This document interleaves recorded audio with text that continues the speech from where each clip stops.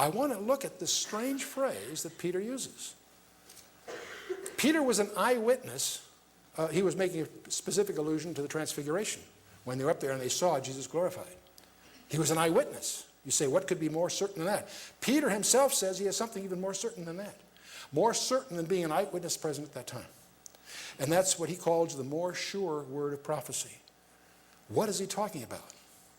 We're going to first take a look at prophecy, not in the sense of, gee, what's going to happen next week or next month or next year. Let's take a look at prophecies that were spelled out and came true to prove to us that God really is who he said he is. William Thompson, who later was known as Lord Kelvin, one of the great men of science, is famous for pointing out that until we measure a thing, we really know very little about it. It's one thing to point out to a little verse here and notice how it's fulfilled there and so forth. That's fine. But let's see if we can do that in a way that's a little more quantitative, a little more systematic. And the Old Testament, what the Jews would call the Tanakh, we're going to talk about prophecies in the Old Testament. Because there's a fact about the Old Testament you can verify for yourself with any competent encyclopedia. The Hebrew scriptures that we call the Old Testament, the Tanakh to the Jew, were translated into Greek by 270 BC. It started about 285 BC when Ptolemy Philadelphus II funded 70 scholars to translate the Hebrew scriptures into Greek. Why is that so important? Because it's a matter of history. We have copies of that work product, and they were around 3 centuries before the gospel period. That's a matter of secular record. So for the moment, we can set aside who wrote what book. Did Daniel really write Daniel? All of that. It was in black and white, in tangible form, 3 centuries before Jesus was preaching and so forth.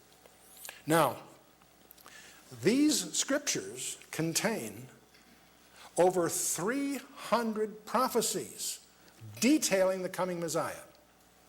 Over 300 prophecies that were fulfilled back in the 1st century AD. So what we're going to do is, by the way, let me give you some samples of these. And I'm not going to go 300, relax. But I'm just going to list the ones that are quoted in the New Testament as being fulfilled. Jesus was to be of David's family. You'll find that in 2 Samuel, all through the Psalms, all through Isaiah. He would be born of a virgin. That was hinted at in the Garden of Eden. And it's also confirmed to Isaiah, in Isaiah 7:14. We always see that on the Christmas cards and so forth. He would be born in Bethlehem in Micah 5:2. He would sojourn in Egypt in Hosea 11:1. He would live in Galilee. In fact, he'd live in Nazareth in Isaiah. He would be announced in advance by an Elijah-type herald in Isaiah 40 and Malachi 3. In fact, the Old Testament closes with that specific promise. He would occasion the massacre of Bethlehem's children. That's mentioned in Genesis 35 and Jeremiah 31. And those are alluded, these connections aren't contrived, they are documented in the New Testament as being fulfillments of those Old Testament periods. He would proclaim a jubilee to the world. His mission would include the Gentiles. Yes, that's all through the Old Testament. His ministry would be one of healing, Isaiah emphasizes. He would teach through the use of parables for a number of reasons. He would be disbelieved and rejected by the religious rulers of that period. He would make a triumphal entry into Jerusalem. He'd be betrayed for 30 pieces of silver. And he would be smitten like a shepherd, as his sheep would be scattered. He would be given vinegar and gall. They would cast lots for his garments. His side would be pierced. Not a bone would be broken. That was specified in the requirements for the Passover in Exodus 12 and in Numbers 9, and also is declared specifically messianically in Psalm 34. He would die among criminals. His dying words were foretold. He would be buried by a rich man. He would rise from the dead on the 3rd day. That's in Genesis, in the Psalms, in Jonah, Hosea, and elsewhere. And his resurrection would be followed by the destruction of Jerusalem. Now, I said these Hebrew scriptures were translated into Greek 270 BC. They contain over 300 prophecies. We're going to go look at all 300 of them, right? No, relax. What we are going to do, we're going to pick the 8 simplest ones I could find. Just 8 of them.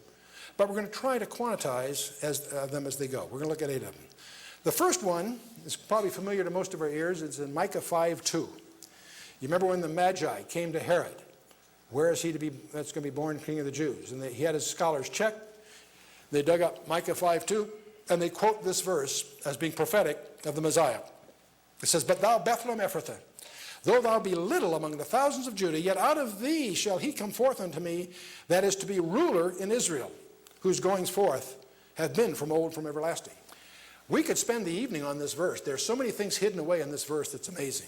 Not just that he was born in Bethlehem, but that he pre-existed from eternity past, and much more. But the point is, all we want to extract here is the fact that the Messiah be born in Bethlehem. Now I want you to stop and think about it. What's the probability of somebody being born in Bethlehem over the last 2,000 years? How can we approach that? Well, we can take a look at the world, and we can start zeroing in on that Middle East, Israel, Jerusalem. As we move into Jerusalem, we finally go south of Jerusalem. There's a place called Bethlehem, and this little town has a population of less than 7,000, pretty much unchanged through history. So what's the probability that somebody you ever might meet in the last 2,000 years was born in Bethlehem? Well, if we assume, we're going to use just round numbers and stay conservative. Let's assume that the population of Bethlehem is less than 10,000. That's a safe assumption. Let's assume that the average population at any point in time over the last 2,000 years is something in the nature of a billion people. So the probability of someone picked at random is roughly the ratio of 10,000 to 1 billion.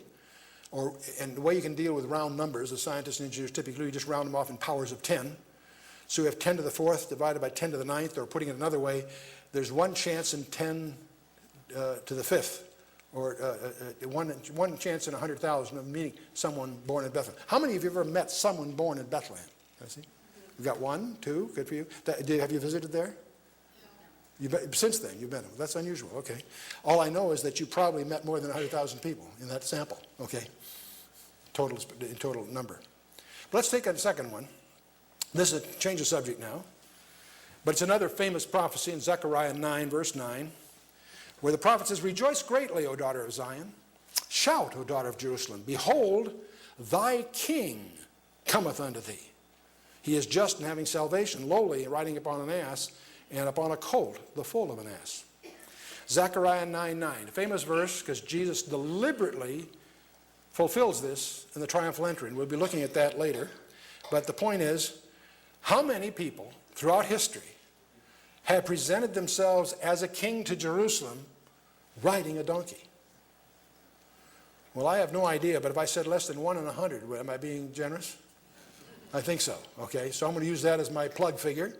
I'm going to suggest to you someone presenting himself as a king riding a donkey, there's less than 1 in 100, all right? Now, let's go to the third one. There's another cute little phrase in Zechariah 11 where God says to Zechariah, "I said unto them, if you think good, give me my price, and if not, forbear." So they weighed for my price 30 pieces of silver. Okay, and obviously most of you are aware of the fact that's the precise value that Jesus was betrayed for. Question, how many people throughout history have been betrayed for that precise figure, 30 pieces of silver? Well, I don't happen to know any, but if I say less than 1 in 1,000, are we together? If I look at all the ransom issues or places people have been betrayed and somehow lump them together, I'm going to suggest there's less than 1 in 1,000 that had that specific price. Are we together? That make sense? I'm being conservative, I think. Okay. The next verse adds some additional details. I'm going to treat it separately. "The Lord said unto me, cast it to the potter, a goodly price that I was prized out of them. I took the 30 pieces of silver and cast them to the potter in the house of the Lord." This strange little verse here. And as you read that in the Old Testament, it might not come home. When you get to the New Testament, we'll refresh your memory of what happened after Judas betrayed Jesus. "Then Judas, which betrayed him, when he saw that he was condemned, repented himself, brought again the 30 pieces of silver to the chief priests and elders, saying, I have sinned in that I have betrayed innocent blood." That's a remarkable statement because we know that by then Satan had entered Judas. So by Satan's own words, we declare Jesus' innocence. I think that's kind of a provocative thing, but let's go on. And the chief priest said, "What's that to us? You see to that. In other words, a deal's a deal. It's a done deal.